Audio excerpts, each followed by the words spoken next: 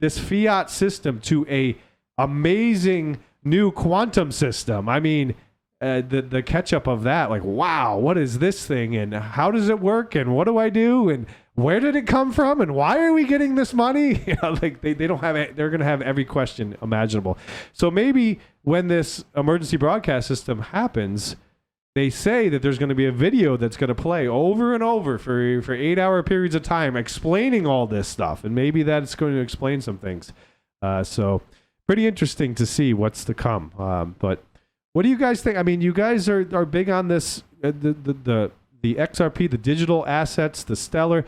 Let's talk a little bit about that. Let's break that down a little bit. Are you guys all on the same team here, or is it a little different? What do you see here? Go ahead, Mel. Yeah, no, XRP is going to take over. There's no doubt. You got to be blind, deaf, and stupid. You know, the only thing I'm worried about catching is not the C19. I'm worried about catching stupidity. You understand? When I meet somebody that's pretty stupid, I want to get the hell out of their way as quickly as possible. So I'm afraid I'll catch that, you know? So, you know, because this is numbers and cents. This is like a pregnant woman. It either makes sense or it doesn't make sense. You're either pregnant or you're not pregnant. You know, you can't be almost pregnant, right? We're pregnant. Trust me. We're extremely pregnant. And we're about to give birth. And when we give birth, you better stand back. When the world is ready to receive this asset class, it's going to be over, baby. It's going to be over. Wow. Well, yeah, you're very confident, and I love that. 100%. That's why people love and hate you, because you're so confident and you're so sure of yourself, which is great. I mean, people want somebody to lead us, right? We need leaders. And when we have people that are wishy-washy and telling you one thing one day and one day the other, one thing the other, it's not working out too well. We're not being able to follow you. So XRP is the king. The queen, we're saying Stellar. Emily, what are we talking about when we talk about Stellar and Queen? Yeah, well, for years, really, the nicknames they've been giving these assets and the blockchains themselves, right? It's like XRP is an institutional coin, and that's how you know what Mel's talking about. 100%, totally in alignment. And you know, for people who are not aware of QSI, yes, we do focus on Stellar because nobody had talked about Stellar before we came along. It was like bits and pieces, but no community out there. Nobody knew how to buy it. There was no how to put in place. So I kind of came along to fill that void. But we very, very much follow all of the other 4 blockchains of the ISO 2022, I guess, network or framework, so to speak. And we are 100% in alignment with what you know Mel talks about, what Chip talks about with XRP. But Stellar, so you know, we talked about how XRP is the institutional coin. Stellar is the people's network, and XLM is the people's coin. And the reason why that's really important to kind of denote is because we're not supposed to have XRP. We're not meant to have it because we're just people, right? We're like the retail side of it.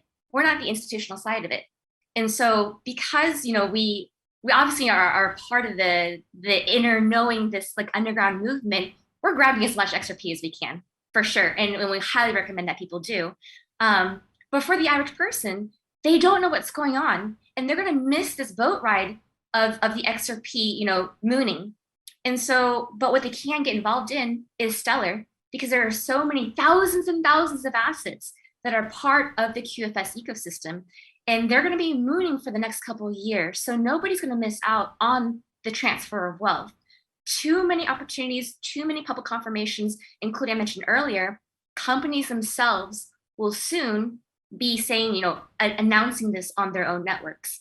And we've always been told that the companies will start, well, Whip and I will start first, and then the companies will come later, and then the governments will come. And after all is said and done, Stellar themselves will also be confirming that this has already been in place for a very long time. So there's going to be absolutely no denial of all of this.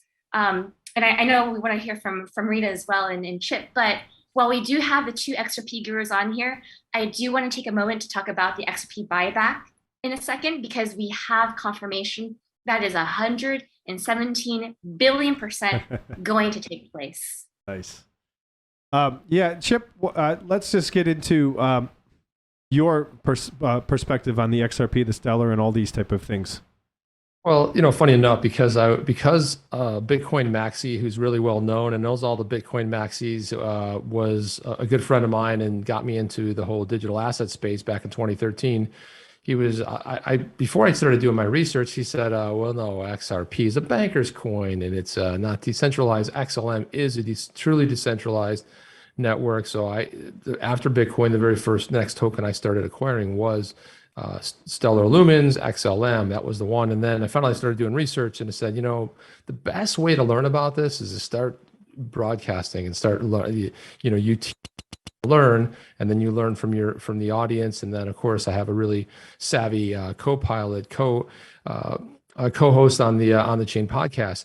But I would say that one of the great things about when you look at XRP, yeah, its first use case is cross-border payments, and what Emily is saying, it's institutional. Yes, it is now, but people that watch our channel on YouTube, every time the show concludes, we get an email that says, "Hey, you've been sent this much because people have a coil, this much XRP because they have a coil subscription. They pay $5 or $10 a month, and that's another use case." And then James Rule XRP, another podcaster out there, will throw us a super chat. And how does he do that? Through XRP. He's got a Visa card, and it uses that value, goes from his account, and then sends the value, converts it to fiat, and that's how it sends it. So there's a lot of use cases in play right now for XRP. The one we all are familiar with is the one that settles in 3 to 5 seconds. Full remittance you send something from from Miami to Tokyo, and it's there. There's no Nostra Vostra accounts. You don't have to wait for the money to occur. But I think what we're all starting to see is that something Brad Garlinghouse, who's the CEO of Ripple, said that 99% of these tokens are not going to survive. And he's probably 100% spot on right now. Once the shakeout starts happening, once you see the liquidity, and this is one of the things that is important to a new financial system is the liquidity part of it. It's one of the things that's very strong in the strong suit with the liquidity hub on the pro side of it that Ripple's built. Ripple makes software, and then you have the Stellar Foundation, and they just did this big deal with MoneyGram, who used to be partnered with Ripple at one point. And what's great about that is you can move something very fast, and you have these amazingly quick off ramps. So if you want to move back from Tokyo back to Miami, and then you get converted to fiat in 3 to 4 seconds. So a lot that are the same. A lot of people think it's that XLM is just it's a clone. It's a fork of the XRP ledger. That's not true. It actually has a different, it was built from the ground up. Yeah, that was true for the first 6 or 9 months, but they went in and re-engineered it. So that's why you have the similarities. They're similar, but they're different, and they both have their benefits. But just look at what's happening out there. Listen, meme coins, do I own a couple of them? Yeah. Do I believe in the entire the ecosystem? But I believe in use case more than anything else. And when you can't, in 10 years in blockchain is a long time. And then you look at Jed McCaleb when he was one of the original co-founders and there when XRP was gifted, it was called OpenCoin. It was gifted. Then they called it Ripple Coin. Then it became XRP. When he left and he went ahead and founded Stellar, it's interesting how these things are happening, right? There are no coincidences. Why was it necessary? Why wouldn't he stay there? Why would he go off and make a few little tweaks to it? Although it's very similar, but it's different. It has a different application. So you got to pay attention to when these things are happening.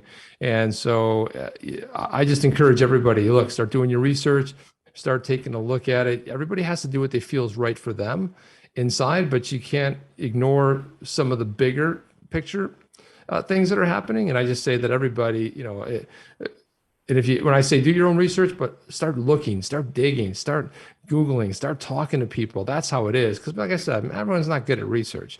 Some people are great at it. Some people are good at finding hidden documents. I'm good at reporting on stuff and giving analysis. And that's really a lot of what we do on our podcast. So that's more or less what I see. But there's big things in our future. There's no coincidences of why these two are in the forefront. I also see XDC playing a point. I see Cardano with the privacy side. There's a lot of phenomenal, you have Quant in there. There's a lot of great use cases to be the strong suit and are going to be here till the end. All right. Thank you. And Rita, when we talk about this stuff, but I also want you to hit on the world and some of the things you see out there. I know you're big on certain countries, type of purchasing power. So what are you seeing for what's coming? Well, it's interesting. Right now, there's a lot of Delaware corporations that are falling. And if you think about Trump's executive orders of the clawback feature of taking money away from these bad guys, this is how some of the liquidity is coming in. Protocol 19, right, Emily? And Protocol 20 will mean we're done. And that's supposed to be within 90 days. So that's why a lot of people are focused on the middle of September. The quantum financial system, the GCR, the RV, the revaluation of the currencies, this all is connected together. Because if you want to look for a first domino, I believe this is it. And that would be the adjudicated payments. What are those? Well, those are the lawsuits that were won in federal court with the farmers and the Indians and the CMKX and all of these different adjudicated payments must be made in asset-backed money. So that cannot happen until we announce we're asset-backed. Even if they don't quote announce it, like Nixon did in 71 when they took us off the gold standard, it was just a little bit of a speech. But whether we see an announcement or not, when those payments get made, we're there. And when will that be? Nobody does know the day or time. There are too many moving pieces that connect. Like if you think of the most intricate clock with all of the different wheels and mechanisms, they're all together, working together. But you mentioned the Bible earlier, and Kim Clement prophesied the Roe v. Wade overturn. He also prophesied that it was going to be a strange July, but then winter was going to make us happy. So, we're on a timeline with God as far as this year until the Jewish New Year in September. September again. That's the date of the fiscal year for the U.S. And let's reset it all around the same time. It's going to be very fun to watch it all play out. What are they going to do with the derivatives? I've been watching the derivatives for years because that's a big clue. And you're just going, wait a minute, they can't just make them go away. But yet, the funneling of all of this money, people have no idea how many zeros are behind this money. It's mind-boggling. You cannot calculate it with your human brain. It's that big. Y'all mentioned Chip mentioned about the I just went completely blank on it. Western Union, and what was the other money sender? MoneyGram. MoneyGram, yeah, MoneyGram was the other one. Yeah, that was one of the funniest things that I watched play out. Ripple went to Western Union and said, "We want you to work with us on these test projects," and they laughed at them and said, "You're just like, go away, leave us alone." And so they went to MoneyGram, and they did, and they accomplished what they were trying to do, learning the cross-border payments. And then they came back in the middle of COVID. Western Union was trying to take over MoneyGram in a hostile takeover. Not make this stuff up. So, there is evidence of things that are happening, a lot of evidence. When you've got every company on the planet going with Ripple as far as how to do things electronically, that's a clue, folks. That's a clue. So, yeah, absolutely.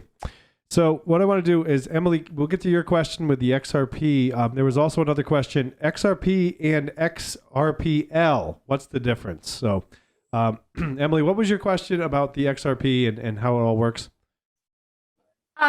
So my question was more about the XRP buyback, because we know it's definitely confirmed. We know some of the players are going to be involved in facilitating the buyback. And so I was just wondering if anybody on the panel has any concept of what those numbers are going to be, because there's been a lot of speculation of the 3 moons that, Pools talked about, Variable Bulls and a lot of videos on it as well. But I wonder, it's like people have been speculating about the price point for a while, and if there's going to be one buyback number or three buyback numbers to match 3 different moons, the timing of it. So I wasn't sure if the XRP army collectively has been hearing anything on their side of it. We had Jimmy Valley on the podcast on Wednesday night. He floated originally. He sent an actual a document to all the Federal Reserves, every one in every city, and he just said he did hear back from somebody that wanted to talk, and then they later fell out. But one of the things he floated around was anywhere from started about 15 to 35,000. But he did a podcast just on, I believe it was yesterday or Friday, where he floated 50,000 per XRP. And so on a buyback scenario, the way that would work, obviously it wasn't meant for us, but it would be in the case of, I'm kind of split on that. I'll tell you why, because of this whole lawsuit, this so-called SEC. It's all a delay tactic. If they had the goods, if you're going after somebody, you go for the kill. You put them out of their existence as soon as possible. You don't sit there and not hand over documents the judge asked for. You don't continue to delay and continue to ask for more time and continue. This is kind of one of the things. But one of the things that Garlinghouse said is they tried to settle before, and they said that the only way they would is if they came out and said that today's XRP is not a security. And we know today's isn't, because we're going back to 2014, 2015. So when I look at what do those numbers look like, if it was a security, very much like other tokens, the Vera token, VERI, there was a buyback program for that. So there would be some type of a buyback program. People say, well, if it's 30 some cents, why can't they buy it? Because that's not for sale, right? There's people out there that own it, and it's not like you're just going to get it. Well, what about the 50 billion or so that Ripple has in escrow? Well, only the validators can vote on that. If the validators, somebody put an amendment forth and the validators said, let's burn that 50 billion, and you had 80% consensus for the validators, you burn it. Pretty simple. We saw that happen with Stellar. Stellar burned 50 billion in supply. All of a sudden it became more just like with like Bitcoin, very scarce, right? You went from 100 billion to 50 billion. It didn't affect price. People thought it would have a big effect on price, but that wasn't the idea of the reason they built it. So that price point we're hearing, it's fluctuating. Last one, Jimmy Valley, and he's a securities attorney. That's one of the things on our podcast. It's kind of boring for people, but I read his whole bio, which was really long, because it's important to set up who the guy is and what he's accomplished in his life. The fact that he's a former securities attorney that put together major big deals, $1 billion acquisition deals. This is somebody who's a player in this space, not some kook that just off the top of his head started ripping off numbers. So, it would be interesting to see how that whole thing works out. But I look at it no matter what the other side of that could be, Emily, is that what we could see, the flip side is that it's said, that SEC loses, right? They come after them. Does anybody look worried? Does Trump look worried? Does Garlinghouse look worried? Having the best day, week, month, year of their lives. Happier than hell.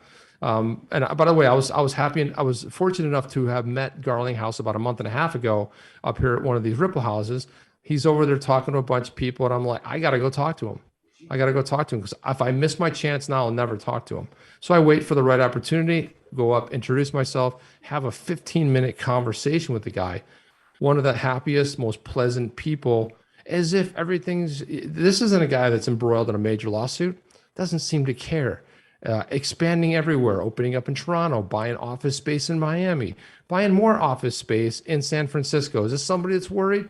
No. So you got to look at the signs. You look at the people. I've always said this, when you're flying, I used to be a really scared flyer until I started flying all the time on commercial airline. And I would look at the flight attendant. The flight attendant's not nervous. I'm not nervous. That plane is banging all over the ground. You're like this. And it's cool when you're watching an action movie, by the way, because the explosions seem more real. But you're banging all over the place, and you're sitting there. And then what do you see? Now, when they start going to panic mode, you see panic in their face. I'm like, okay, let me just make sure I know where that overhead, if that thing pops down, let me just make sure my seatbelt's tugged up here. And so you look at the signs, you look at the people, they don't seem to have a care in the world. Jed McCaleb is getting rid of his XRP per his agreement. It should be within the next 5 days. He's been selling it. He's not waiting. He sells it off. When it was $1.75, he's selling $1.75. He's he's selling it every single day. He's a multi-billionaire. And so what's he doing with that? Where's some of that money going? Probably right back into Stellar. Greg, can I chime in? Please do. Yeah. Chip, absolutely spot on. New World, the reason why they're calm as a feather and cool as a cucumber, including Trump, is because the New World has a new set of rules, and they know what the rules it's something's going to manifest out of these new rules. And it's everybody who needs, their UBI and they're from Guatemala and San Salvador and the United States has got to get the hell out. You got to get out now because you can't collect your money in a country you are illegally occupying. You get that? Okay. That's number one. Number two, you're talking about 1.8 billion people that are unbanked, that the money is going to travel all through the XRP and the XLMs and the XDCs. That's why they're cool as a feather. Another thing I want to chime in is the fact that you said that these systems are almost identical in code, okay? XRP, XLM, XDC. What's to say down the road, they say, you know what? XRP is not the only one that's going to move all the money in the world. So is XLM, so is XDC. It's like a heavyweight championship battle of, three great wrestlers, and they're all tag teaming each other to come into the fight whenever they need to be tag teamed. And the guys upstairs are in control. Make no mistake about it. Okay. Yeah. They're very similar. Another one that's very similar, nobody really talks about, which is like 0.0000 something of a penny. Okay. It almost sounds like the story of Bitcoin when it was born. Okay. Is Casino Coin. Casino Coin is a carbon copy, identical code of XRP. There's nothing changes. What's to stop that from becoming something of major significance? Nothing. Absolutely nothing. Well, Mel, if I could chime in there, Sure. Just going back to the original question too, is like, what's the difference between XRP and the XRPL? So the XRPL is the XRP ledger. That is truly decentralized. Actually, the first decentralized exchange ties back to the XRPL. What I like about the XRPL is, first of all, it is decentralized. Doesn't care. Ripple goes away tomorrow as a company. Doesn't matter. XRP is still going to be doing stuff and trading. They just one of the other points, they moved their repository out of Ripple's control and they moved it into the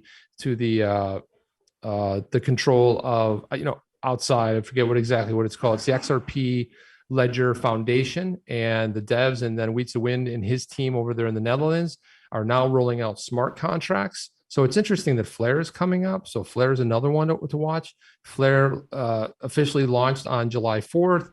The actual token distribution will start happening in September, but this is a game changer. This is a blockchain that's doing interoperability the same way XRP and XLM are doing it for fiat and digital assets, is doing it for blockchain. So you have this interoperability. That means you could physically have a smart contract that could take place in the Flare ecosystem. And then Flare did something else pretty interesting too, is it gave some other coins some use cases like Dogecoin. Dogecoin was a meme coin. Its early roots, it did a lot of good. It raised a lot of money for some causes, but now it actually has a use case. You have Dogecoin, you can actually stake it in a smart contract and earn on that. And that's what's funny, is that you never say never rule anything out, because it didn't have a use case 7 years ago when it was founded, has one today. So that's like the big part is the XRPL2 is that it has a simple function. It's decentralized, outside of human hands and everything. And that's one of the big things when people get in these discussions, exactly why it's there's no centralization when it comes to that. And Ripple is a centralized company, XRP, the asset, digital asset, XLM, they're all decentralized because we don't control them, especially when it's put up the validator. So I just want to get that off. And then one other thing that I want to say, because I have a hard stop coming up here right now at 4:00. I want to thank you guys, everybody here, for your brilliance. I enjoyed this so much being here today, and just I'm sitting here learning with you guys. And I want to thank everybody for having me here, and especially a big shout out to Mel. Mel, thank you so much for inviting me today. You're absolutely welcome. And Greg, if I may, I think we might be onto something. I think we need to do a mystery original XRP army guest like every other show or something like that. I think that would be fantastic. And I know through Chip, I can get to all of them. Yeah, we really appreciate we really appreciate you coming on, Chip. We enjoyed meeting you, and we hope to do future stuff with you. If the people want to find you, they go to YouTube. What do they look up? Yeah, on the chain live, or they can go to onthechain.io and see everything right there. But Excellent. that's it. So thank you guys so much.